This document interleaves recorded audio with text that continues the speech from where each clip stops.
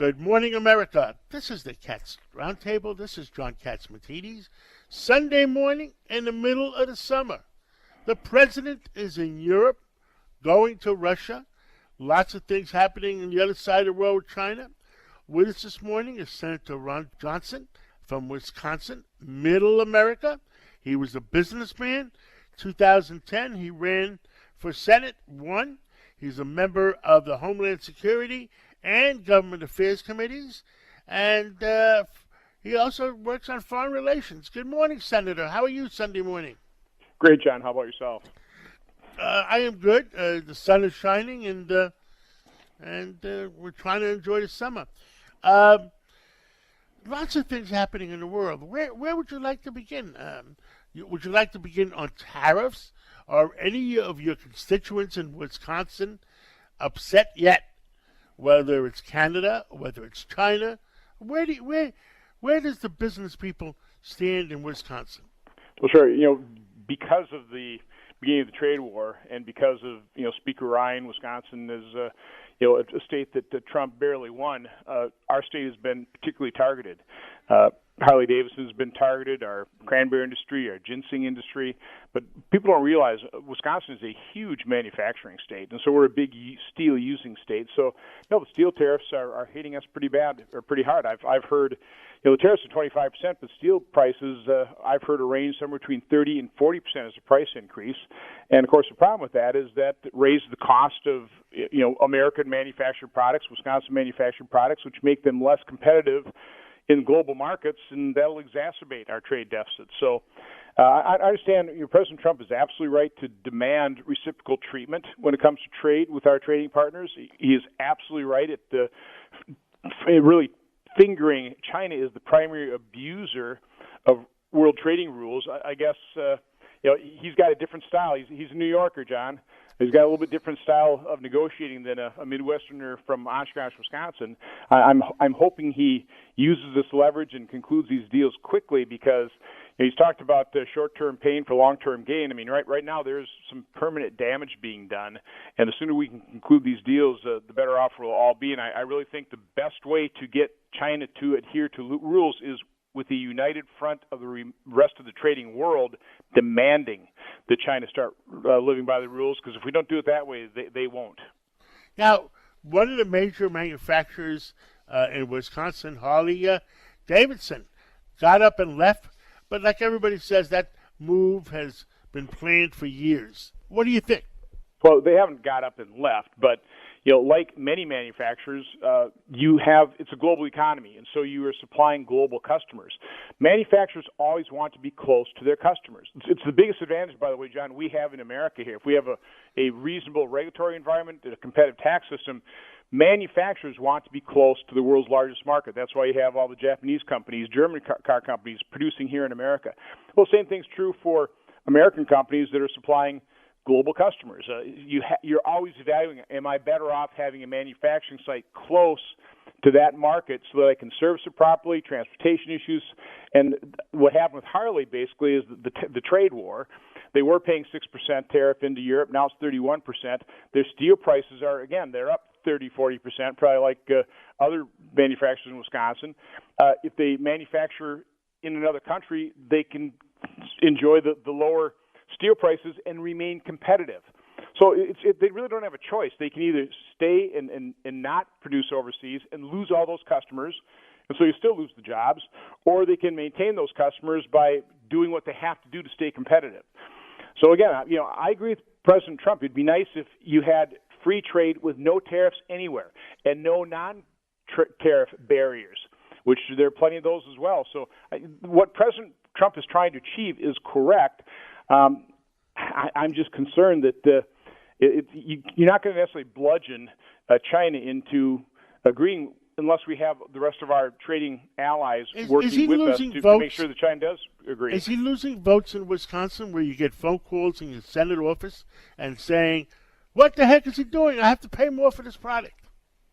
I don't think it's gotten to the vote level yet, but the level of concern is very high. I'm actually holding a roundtable on Monday morning where we're bringing in a bunch of companies, primarily small ones, because the big ones who have contacted us are highly concerned They don't want to they want to keep their head down. They probably got waiver applications in the Commerce Department to try and survive. And John, it's a pretty sad state of affairs if we have commissars in the Commerce Department deciding which companies are going to succeed and which ones are going to fail. That's not a free market system right there. So, again, the sooner we can get these trade deals negotiated and done with, this president's done such a great job of he stopped adding to the regulatory burden. He's actually reduced it somewhat. We made our tax system more competitive. That brought certainty and optimism to the economy, which is why it's doing so well. Record low unemployment rates in so many areas. People have actually come off the sidelines. I was talking to Kevin Hassett. 1 million Americans have come off the couch and actually gotten jobs in the Trump economy. So let's not harm that. Let's not put that progress at risk with trade wars, which I truly do not believe anybody wins. We may lose less, but everybody loses in trade wars. So let's not continue it. Okay, let's go overseas. President Trump has gone to NATO. He was very upset that they weren't paying their fair share. And I had Admiral Stavridis on a couple of weeks ago, and he says Trump is doing the right thing because they should pay their fair share. It's 2% of their gross national product. It looks like they're coming along. What do you think? Well, it is true, and I'm chairman of the European Subcommittee on Foreign Relations, and I tell all the delegations of European parliamentarians come talk to me that President Trump, he's speaking to the American public when he says you have to at least do the 2%. You can't expect America to carry an unfair burden when it comes to your own national defense. I mean, it's just not politically sustainable if that continues. So the American public is really speaking through President Trump to demand that 2%. And also, let's face it, Poland is completely opposed. A number of our European partners are opposed to the Nord Stream 2 pipeline going in Germany. That will just increase Russia's geopolitical power. And they've been using it to great effect in all their aggressiveness. So, NATO is primarily there as a bulwark against Russian aggression.